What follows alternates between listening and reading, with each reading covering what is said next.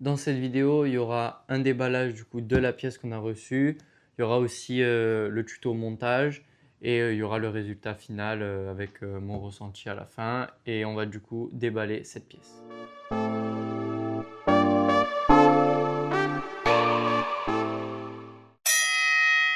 Salut la team, j'espère que vous allez bien. Aujourd'hui, vidéo moto, vidéo customisation de moto.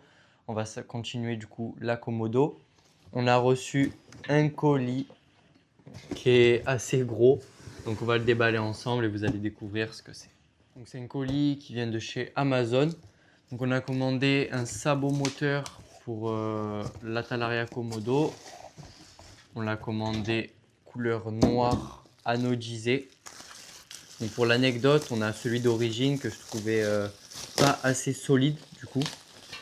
Et c'est pour ça que j'en ai pris un plus gros et qui sera un peu plus solide.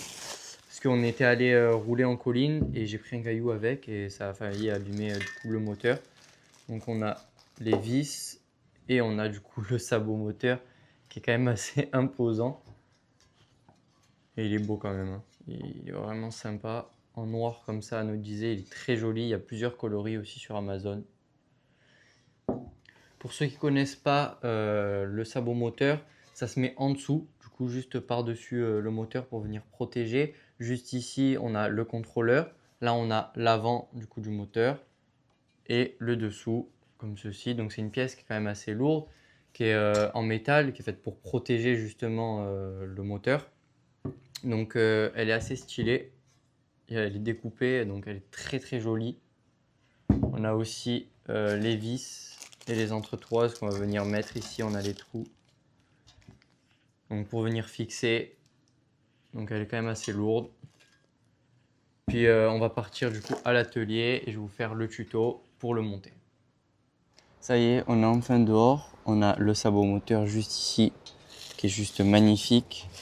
Je pense que protection, il va être bien protégé. Donc il va venir du coup à la place de l'ancien qui est juste ici. On va l'enlever juste après. Franchement, il est plus joli celui-là, hein. Il y a plus d'aération, il est mieux fini. Donc pour démonter celui d'origine, on a une vis ici et de l'autre côté. On en a une ici et on en a quelques autres. Je crois qu'on en a 2 ou 3 en dessous. Donc on va le dévisser ensemble. Donc vous voyez, celui d'origine, il ne protège pas forcément le moteur. Il protège surtout un petit peu le devant.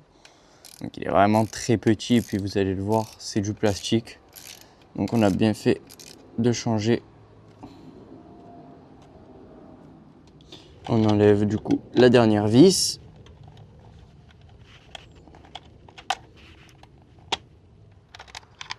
Hop. Donc voici le sabot moteur d'origine. Donc on le voit, hein, c'est du plastique, pas très très solide. Il était quand même un petit peu aéré pour la respiration. Il est assez du coup léger. On va comparer avec le nouveau. Donc vous voyez carrément ça rentre dans le nouveau. Et puis comme on voyait, ça protégeait vraiment que la partie du dessus ici. Et là en plus on a la partie basse. Donc le sens c'est bien celui-là, cette partie-là qui va aller en dessous. On va venir un petit peu regarder ce que ça va donner. Donc ça rentre parfaitement. Donc il y aura une entretoise de chaque côté. Elles sont juste ici. Elles vont venir du coup ici avec les vis pour combler l'espace. Ça se présente comme ceci. Les vis, évidemment, du coup elles viennent là. Et puis il faut récupérer les vis de l'ancien sabot pour du coup les mettre en dessous. Et en dessous, il n'y en a pas besoin. On a presque fini de mettre du coup les vis avec l'entretoise. Donc on va venir finir de serrer. Puis on va venir mettre du coup les dernières vis en bas. Donc on va finir juste ici. Vous regardez un petit peu le rendu.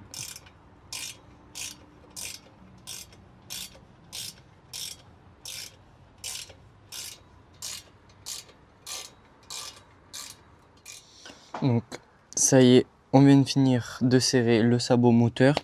Donc je pense qu'il est assez résistant vu que c'est du métal. Seul petit défaut qu'on peut trouver, c'est que pour faire la vidange, il faut l'enlever à chaque fois comparément à l'autre.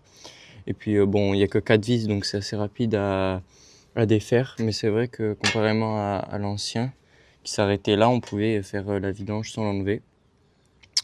Donc je l'ai commandé sur Amazon et franchement, je suis content du résultat. Je pensais pas que ça allait être aussi parfait au niveau des dimensions, tout ça. Nickel, rien à dire. Puis franchement, ça rend bien. Ça rajoute un style à la moto. Donc ça y est, on a fini de le monter. Je vous laisse un peu regarder le résultat final. Donc ça fortifie un petit peu la moto, elle paraît un peu plus imposante. Ce sera vraiment très stylé. Je voulais faire aussi une petite aparté. On a rajouté du coulet cale-pied. Donc on a fait une vidéo dessus. Elle est disponible sur ma chaîne Chilio TT. Donc c'est vrai qu'on a fait beaucoup de vidéos customisation, mais c'est pas encore fini. D'ailleurs, on est en train de monter le feu arrière, qui est très très joli. D'ailleurs, je vais allumer, je vais vous montrer. Ouais, il est très joli. Clignotant, normalement, il marche aussi. Ouais. Franchement, nickel. Très joli. Et puis on attend aussi deux autres pièces importantes. Il y aura les jantes et puis les protège-disques anodisés rouges. Donc restez connectés, il y a encore de la customisation à faire sur cette moto. C'est déjà la fin de ce petit tuto, j'espère qu'il vous aura plu. N'hésitez pas à liker, à commenter et à vous abonner. On se retrouve pour de prochains tutos.